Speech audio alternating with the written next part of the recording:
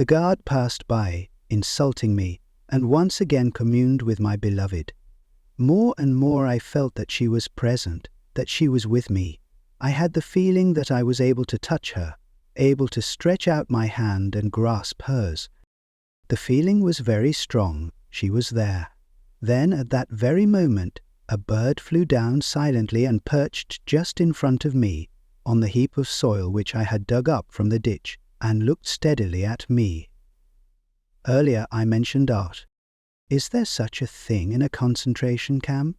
It rather depends on what one chooses to call art. A kind of cabaret was improvised from time to time. A hut was cleared temporarily, a few wooden benches were pushed or nailed together, and a program was drawn up. Have to leave camp on distant marches assembled there. They came to have a few laughs or perhaps to cry a little. Anyway, to forget. There were songs, poems, jokes, some with underlying satire regarding the camp. All were meant to help us forget, and they did help. The gatherings were, though they missed their daily portion of food by going. During the half-hour lunch interval, when soup, which the contractors paid for, and for which they did not spend much, was ladled out at our work site, we were allowed to assemble in an unfinished engine room. On entering, everyone got a ladleful of the watery soup. While we sipped it greedily, a prisoner climbed onto a tub and sang Italian art. We enjoyed the songs, and he was guaranteed a double helping of soup. Straight from the bottom, that meant with peas. Rewards were given in camp not only for entertainment, but also for applause.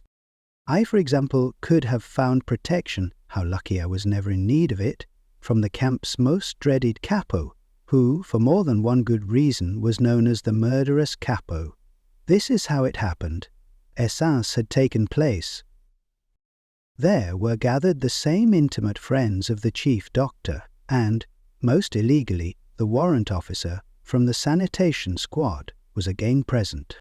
The murderous capo entered the room by chance, and he was asked to recite one of his poems, which had become famous or infamous in camp. He did not need to be asked twice, and quickly produced a kind of diary from which he began to read samples of his art. I bit my lips till they hurt, in order to keep from laughing at one of his love poems, and very likely that saved my life. Since I was also generous with my applause, my life might have been saved even had I been detailed to his working party, to which I had previously been assigned for one day, a day that was quite enough for me. It was useful, anyway, to be known to the murderous capo from a favourable angle, so I applauded as hard as I could. Generally speaking, of course, any pursuit of art in camp was somewhat grotesque. I would say that between the performance and the background of desolate camp life, I shall never forget how I awoke from the deep sleep of exhaustion on my second night in Auschwitz, roused by music. The senior warden of the hut had some kind of celebration in his room, which was near the entrance of the hut. Tipsy voices bawled some hackneyed tunes. Suddenly there was a silence, and into the night a violin sang a desperately sad tango, an unusual tune not spoiled by frequent playing. The violin wept, and a part of me wept with it, for on that same day someone had a 24th birthday. That someone lay in another part of the Auschwitz camp, possibly only a few hundred or 1,000 yards away, and yet completely out of reach. That someone was my wife. For an outsider, but he may be even more astonished to hear that one could find a sense of humour there as well. Of course, only the faint trace of one, and then only for a few seconds or minutes. Humour was another of the soul's weapons in the fight for self-preservation.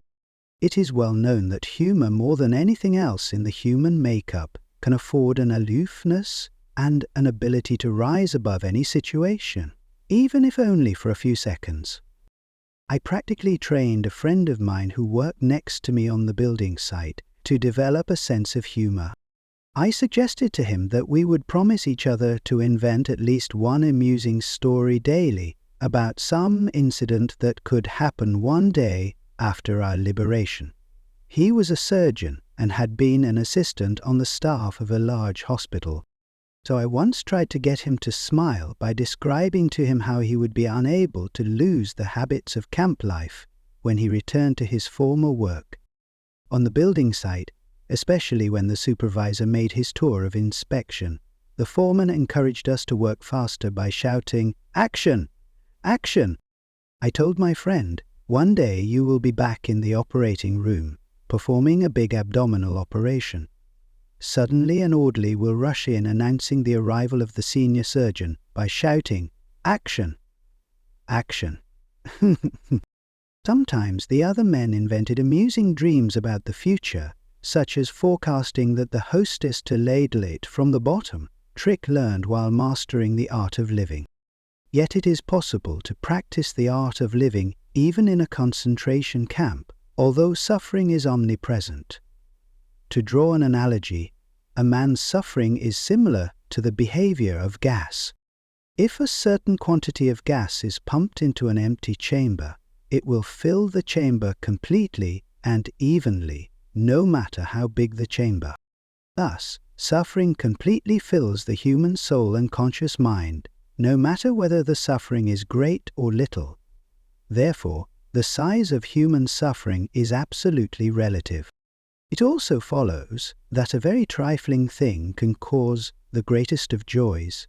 Take as an example something that happened on our journey from Auschwitz to the camp affiliated with Dachau. We had all been afraid that our transport was heading for the Mauthausen camp. We became more and more tense Mauthausen, according to the statement of experienced traveling companions, those who have only for Dachau.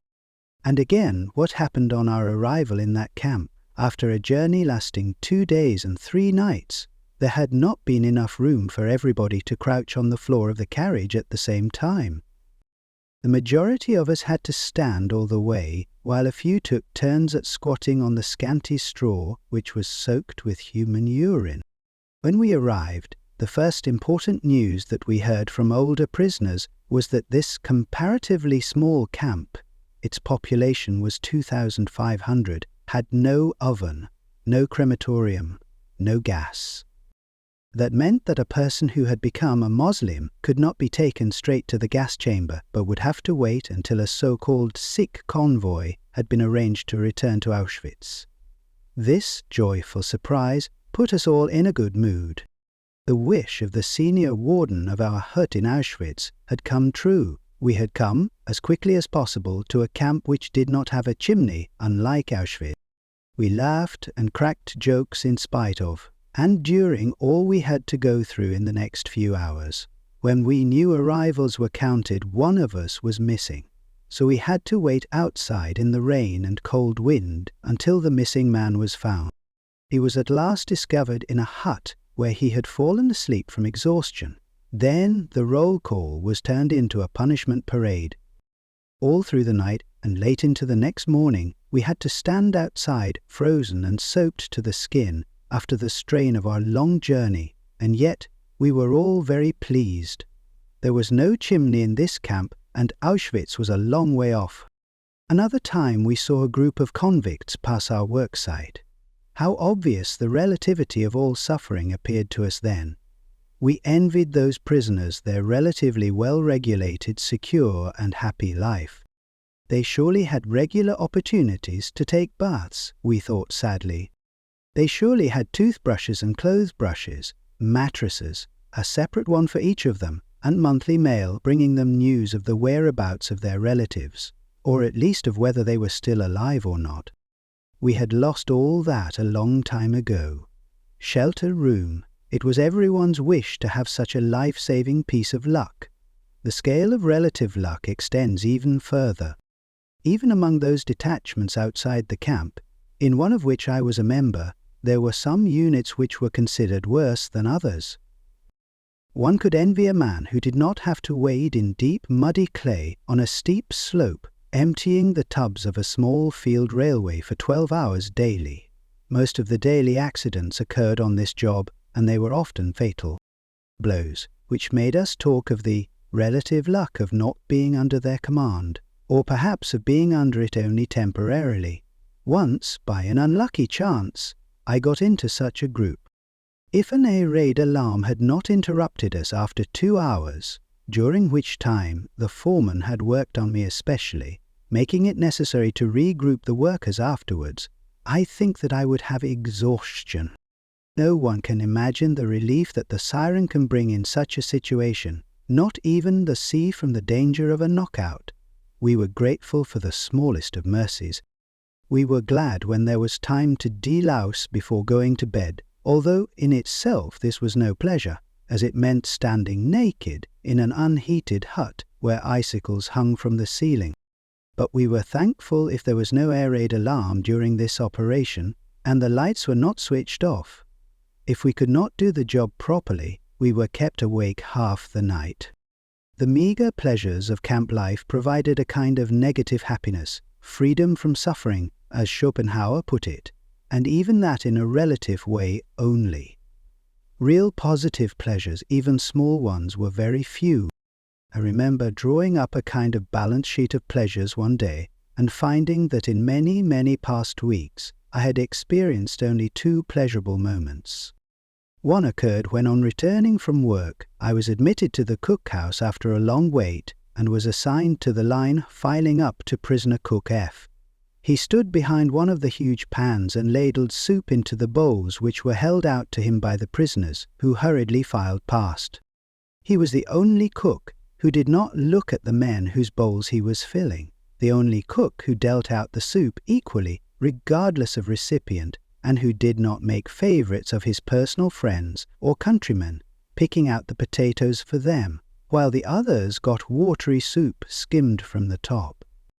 Else, who can throw a stone at a man who favours his friends under circumstances when, sooner or later, it is a question of life or death? No man should judge unless he asks himself in absolute honesty whether, in a similar situation, he might not have done the same. Long after I had resumed normal life again, that means a long time after my release from camp, bunks, staring dully at a visitor. Isn't this terrible? The dreadful staring faces, everything about it. Why? I asked, for I genuinely did not understand, for at that moment I saw it all again. At 5 a.m. it was still pitch dark outside. I was lying on the hard boards in an earthen hut where about 70 of us were taken care of. We were sick and did not have to leave camp for work. We did not have to go on parade. We could lie all day in our little corner in the hut and doze and wait for the daily distribution of bread, which of course was reduced for the sick, and for the daily helping of soup, watered down and also decreased in quantity. But how content we were, happy, in spite of everything. While we cowered against each other to avoid any unnecessary loss of warmth, and were too lazy and disinterested to move a finger unnecessarily, we heard shrill whistles and shouts from the square where the night shift had just returned and was assembling for roll call. The door was flung open, and the snowstorm blew into our hut. An exhausted comrade, covered with snow, stumbled inside to sit down for a few minutes. But the senior warden turned him out again. It was strictly forbidden to admit a stranger to a hut while a check-up on the men was in progress. How sorry I was for that fellow, and how glad not to be in his skin at that moment, but instead to be sick and able to doze on in the sick quarters. What a lifesaver it was to have 2 days there, and perhaps even 2 extra days after those. All this came to my mind when I saw the photographs in the magazine. When I explained, my listeners understood why I did not find the photograph so terrible. The people shown on it might not have been so unhappy after all. Patience. Against the urgent advice of my friends, and despite the fact that almost none of my colleagues offered their services, I decided to volunteer.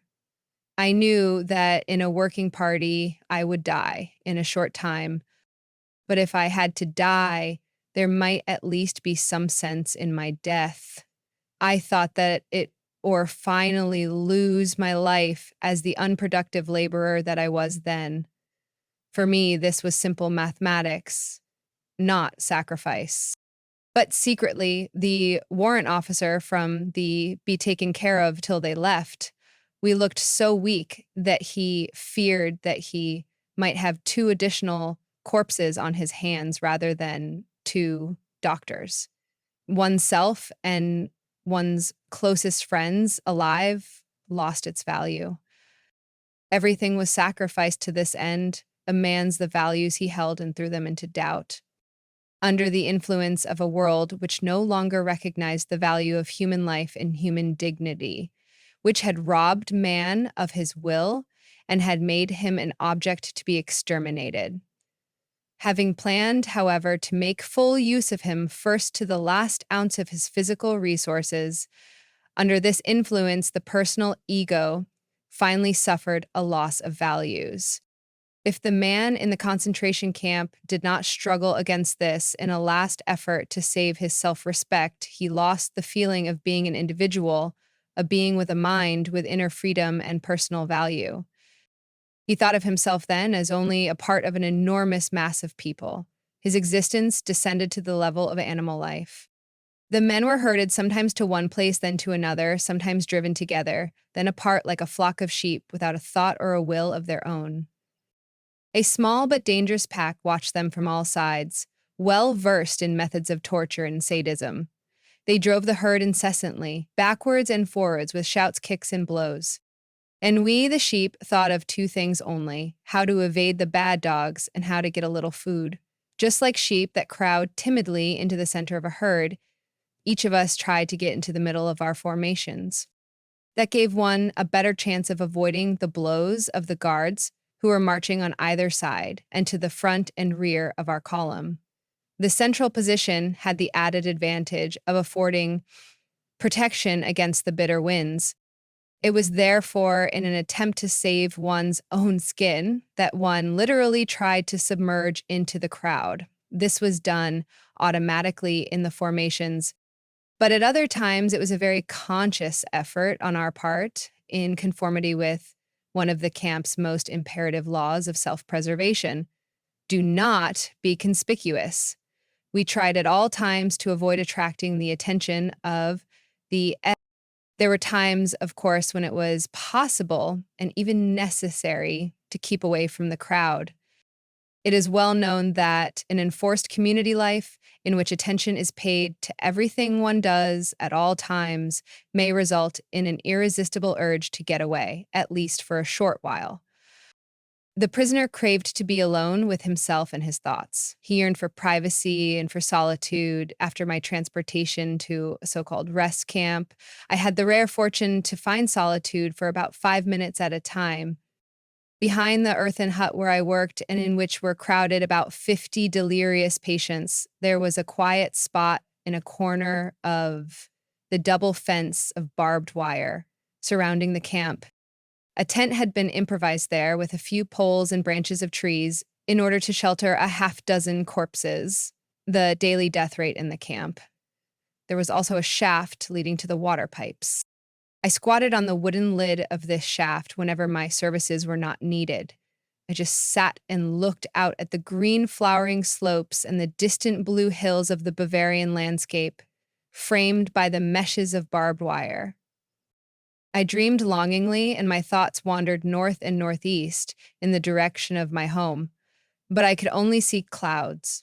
The corpses near me, crawling with lice, did not bother me.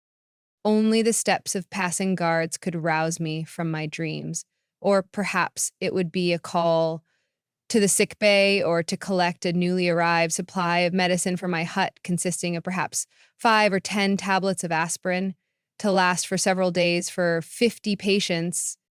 I collected them and then did my rounds, feeling the patients' pulses and giving half tablets to the serious cases.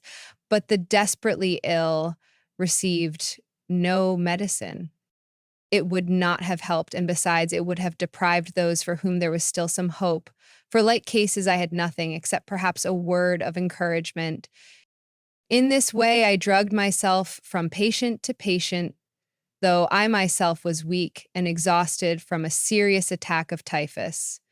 Then I went back to my lonely place on the wood cover of the water shaft. This shaft, incidentally, once saved the lives of 3 fellow prisoners. Shortly before liberation, mass transports were organized to go to Dachau, and these 3 prisoners wisely tried to avoid the trip. They climbed down the shaft and hid there from the guards. I calmly sat on the lid, looking innocent and playing a childish game of throwing pebbles at the barbed wire. On spotting me, the guard hesitated for a moment, but then passed on. Knew I could tell the 3 men below that the worst danger was over. It is very difficult for an outsider to grasp how very little value was placed on human life in camp. The camp inmate was hardened, but possibly became more conscious of this complete disregard of human existence when a convoy of sick men was arranged. The emaciated bodies of the sick were thrown on 2-wheeled carts, which were drawn by prisoners for many miles, often through snowstorms, to the next camp. If one of the sick men had died before the cart left, he was thrown on. Anyway, the list had to be correct. The list was the only thing that mattered. A man counted only because he had a prison number. One literally became a number, dead or alive. That was unimportant. The life of a number was completely irrelevant. What stood behind that number and that life mattered even less. The fate, the history, the name of the man. In the transport of sick patients that I, in my capacity as a doctor, had to accompany from one camp in Bavaria to another. The young man begged so long that the camp warden decided to work an exchange, and the brother took the place of a man who, at the moment, preferred to stay behind. But the list had to be correct. That was easy. The brother just exchanged numbers with the other prisoner. As I have mentioned before, we had no documents. Everyone was lucky to own his body, which, after all, was still breathing. All else about us, e.e. the rags hanging from our gaunt skeletons, was only of interest if we were assigned to a transport of sick patients. The departing Moslems were examined with unabashed curiosity to see whether their coats or shoes were not better than one's own. After all, their fates were sealed. But those who stayed behind in camp, who were still capable of some work, had to make use of every means to improve their chances of survival. They were not sentimental. The prisoners saw themselves completely dependent on the moods of the guards, playthings of fate, and this made them even less human than the circumstances warranted. Comrades later followed. I generally answered all kinds of questions truthfully, but I was silent about anything that was not expressly asked for. If I were asked my age, I gave it. If asked about my profession, I said doctor, but did not elaborate. The first morning in Auschwitz, an SS officer came to the parade ground. We had to fall into separate groups of prisoners, over 40 years, under 40 years, metal workers, mechanics, and so forth. Then we were examined for ruptures, and some prisoners had to form a new group. The group that I was in was driven to another hut where we lined up again.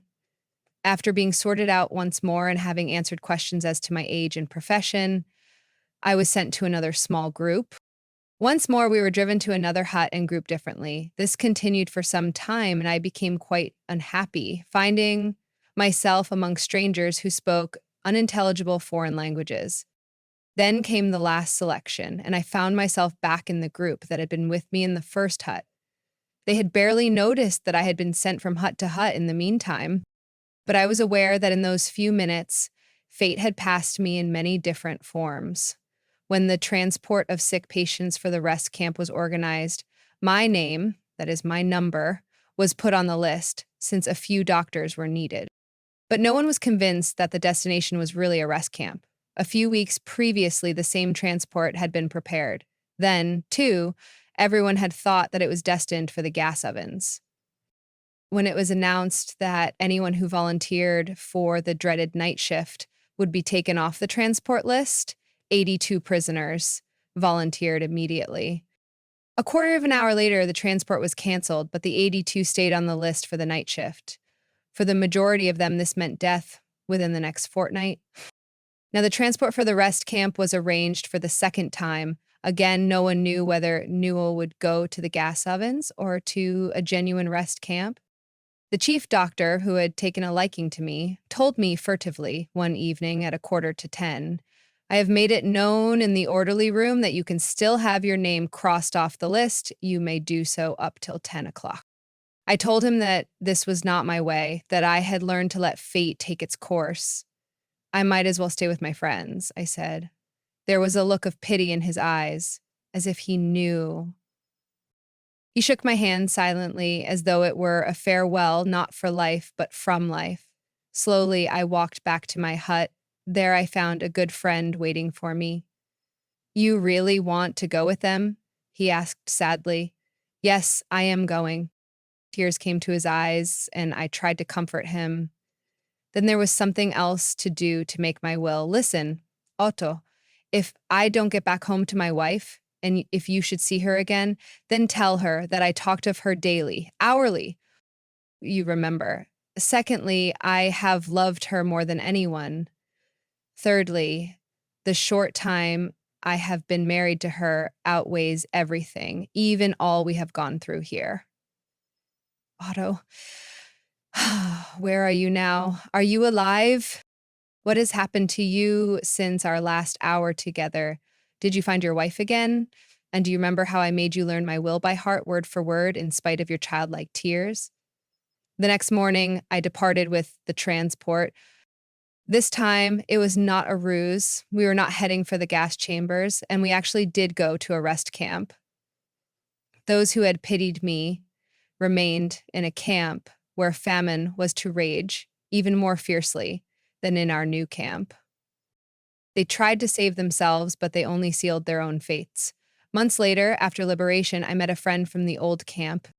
He related to me how he, as camp policeman, had searched for a piece of human flesh that was missing from a pile of corpses. He confiscated it from a pot in which he found it cooking. Cannibalism had broken out. I had left just in time. Does this not bring to mind the story of death in Tehran? A rich and mighty Persian once walked in his garden with one of his servants. The servant cried that he had just encountered death, who had threatened him.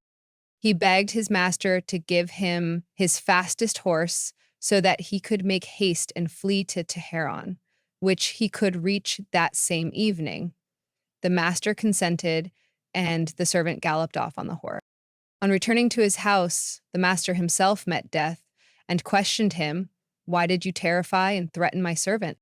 "I did not threaten him. I only showed surprise in still finding him here when I planned to meet him tonight in Tehran," said Death.